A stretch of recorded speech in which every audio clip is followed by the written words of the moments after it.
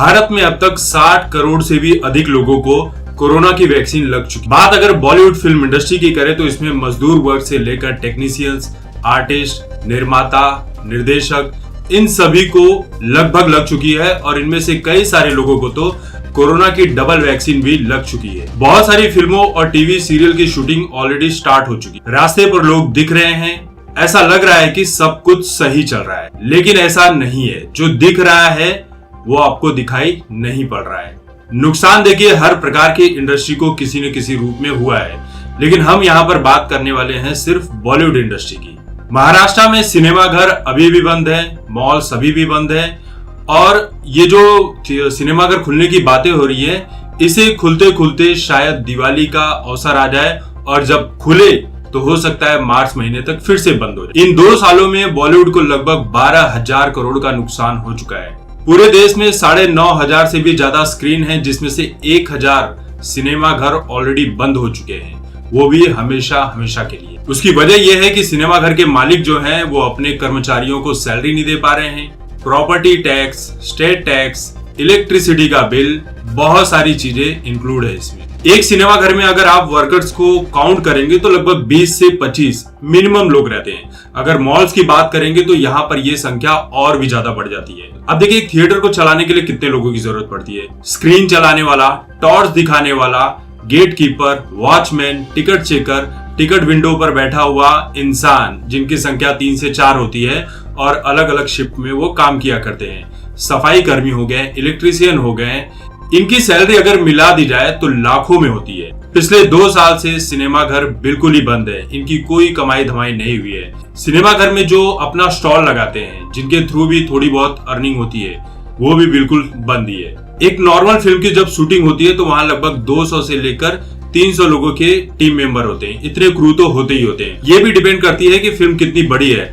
अगर फिल्म बहुत बड़े बजट की है, उसमें बहुत ज्यादा वीएफएक्स का इस्तेमाल किया गया है, तो वहां पर क्रू मेंबर की संख्या और भी ज्यादा बढ़ जाती है। मान लीजिए कि अगर वहां पर कोई वॉर का सीन फिल्माया जाना है तो वहां पर कितने लोग होंगे आप इसका अंदाजा लगा सकते। अब देखिए इनमें junior artist, main artist, makeup man, electrician, carpenters, spot boy, back stage dancers, crew member से लेकर स्टंट मैन, बहुत सारे लोग शामिल होते हैं। हमारी धरती जब चक्कर लगाती है तब दिन और रात आता है।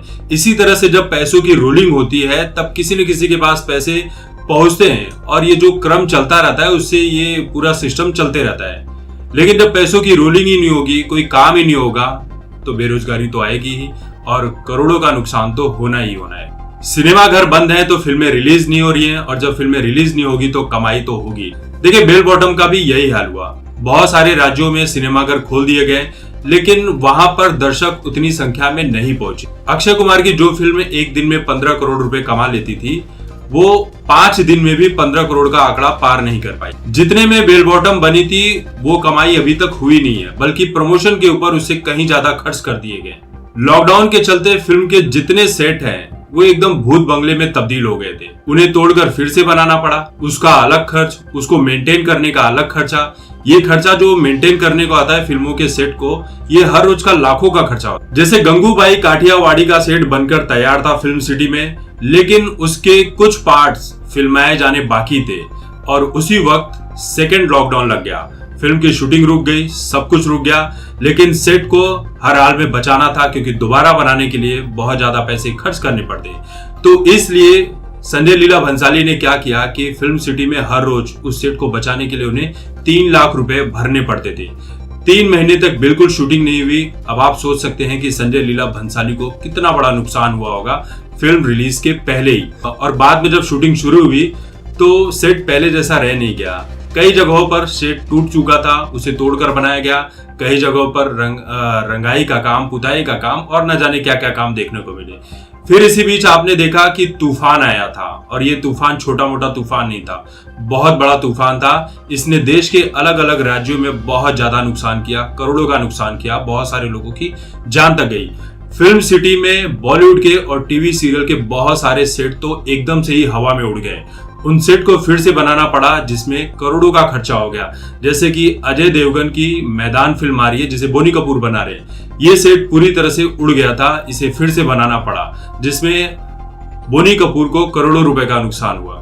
अब देखिए, सिनेमा घर बंद है तो फिल्में ओटीटी पर रिलीज हो रही है, और ओटीटी पर रिलीज हो रही है तो ओटीटी के जो प्लेटफॉर्म है वो भी अपने अपने हिसाब से डील कर रहे हैं। बहुत ज्यादा पैसों में इसकी डीलिंग नहीं हो रही है।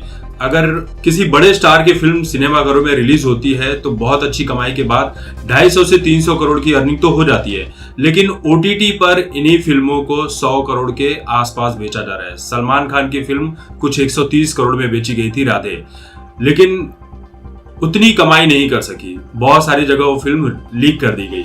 इससे ओटीटी प्लेटफॉर्म को भी नुकसान होता है। इसलिए ओटीटी प्लेटफॉर्म क्या करते हैं, बहुत ज्यादा पैसे देकर इन फिल्मों को नहीं खरीदते हैं, क्योंकि उन्हें भी पता है कि फिल्म रिलीज होते ही 2 घंटे के भीतर ये बाकी प्लेटफॉर्म पर रिलीज कर दी जाएगी, वहां पर लीक कर दी जाएगी। और हमारे इंडिया में तो ये पहले से ही आदत है कि हम सब्सक्रिप्शन लेकर कोई भी फिल्म देखना नहीं चाहते हैं। एक इंसान सब्सक्रिप्शन लेगा और उसके ऊपर ना जाने कितने लोग देखते हैं, और तो और फ्री में किन किन साइटों से डाउनलोड की जाती है, इसकी जानकारी हर इंसान को है। बहुत सारे ऐसे फिल्म मेकर हैं जिन्होंने पिछले साल कई फिल्मों के पोस्टर लॉन्च कर दिए, लेकिन उनकी फिल्मों की शूटिंग जो है वो अभी तक शुरू नहीं हुई है, क्योंकि उनके पास पैसे है नहीं। इसमें करण जौहर का नाम सबसे ऊपर आता है। करण जौहर ने कुछ 7-8 फिल्मों के पोस्टर लॉन्च कर दिए नए नए कलाकारों के साथ, लेकिन अभी तक उन फिल्मों की शूटिंग शुरू तक नहीं हुई है। इसलिए बिग बॉस में बैठकर होस्ट कर रहे हैं। और देखिए, जो पैसे इनके पास पड़े हुए हैं उन पैसों का रिस्क नहीं लेना चाहते, ये खर्च नहीं करना चाहते, क्योंकि अगर वो पैसे डूब गए तो फिर इनके लेने के देने पड़ जाएंगे, ये तुरंत आसमान से जमीन पर गिर पड़ेंगे। एक हिसाब से अगर आप देखने जाओ तो 12,000 करोड़ की ये जो राशि है, ये बहुत बड़ी राशि नहीं है फिल्म वालों के लिए, कोई फर्क नहीं पड़ता, क्योंकि फिल्मी दुनिया में जो पैसे लगाए जाते हैं ये ज्यादातर नेताओं की, जो पॉलिटिशियंस होते हैं उनकी ब्लैक मनी होती है, जिसे वो व्हाइट मनी में तब्दील करते हैं, अलग अलग बिजनेस में शामिल करते हैं। कोई लॉटरी के बिजनेस में पैसों को डाल देता है, तो कोई फिल्मों में डालता है, कोई टीवी सीरियल में डालता है। तो पैसों की रोलिंग चलती रहती है, और अंडरवर्ल्ड तो पहले से ही बॉलीवुड की फिल्मों में पैसे इन्वेस्ट करते ही रहा है। तो बॉलीवुड के हिसाब से ये बहुत बड़ी रकम नहीं है, लेकिन दूसरे हिसाब से देखने जाए तो नुकसान चाहे 1000 रुपए का हो या 12,000 करोड़ रुपए का, नुकसान सिर्फ नुकसान ही होता है। और देखिए, इन सभी में जो सबसे बड़ा मामला है वो है सुशांत सिंह राजपूत का। सुशांत सिंह राजपूत मामले के चलते ही बॉलीवुड से लोग बहुत नाराज हैं, इतने नाराज है जिसकी हम और आप कल्पना तक नहीं कर सकते, जिसके चलते इन फिल्मों का विरोध किया जा रहा है, कलाकारों का बॉयकॉट किया जा रहा है, उनकी ब्रांड वैल्यू खत्म हो चुकी है। बहुत सारे ऐसे कलाकार हैं जिनको 50% फीस पर काम करना पड़ रहा है। जैसे कपिल शर्मा शो में भारती सिंह ने पहले बता दिया कि उनकी 40% फीस काट ली गई है। तो ऐसे बाकी सीरियल और बाकी फिल्मों का भी यही हाल है। जो ब्रांड एंडोर्समेंट इनके पास आया करती थी उनमें भी भारी मात्रा में कटौती आई है, और जो पैसे मिलने चाहिए वो पैसे मिल नहीं रहे। तो नुकसान बहुत हो रहा है, और ये नुकसान कब तक सही होगा इसके बारे में आप कह नहीं सकते, क्योंकि अभी लोगों को लग रहा है कि सब कुछ खुल गया है, सब कुछ पहले से बेहतर हो जाएगा, लेकिन कोरोना की तीसरी लहर आ गई तो समझ लीजिए कि एंटरटेनमेंट इंडस्ट्री के लिए बहुत बड़ा नुकसान साबित होने वाला है। क्योंकि इस बार लगा लॉकडाउन तो समझ लीजिए कि कम से कम 3-4 हजार थिएटर्स तो हमेशा के लिए बंद कर दिए जाएंगे। जब मुंबई में इतने बड़े बड़े होटल बंद कर दिए गए, होटल हयात बंद कर दिया गया, तो आप अंदाजा लगा लीजिए कि नुकसान कितना बड़ा है। और बॉलीवुड के लिए नुकसान बहुत कुछ घाटे में लेकर आने वाला है।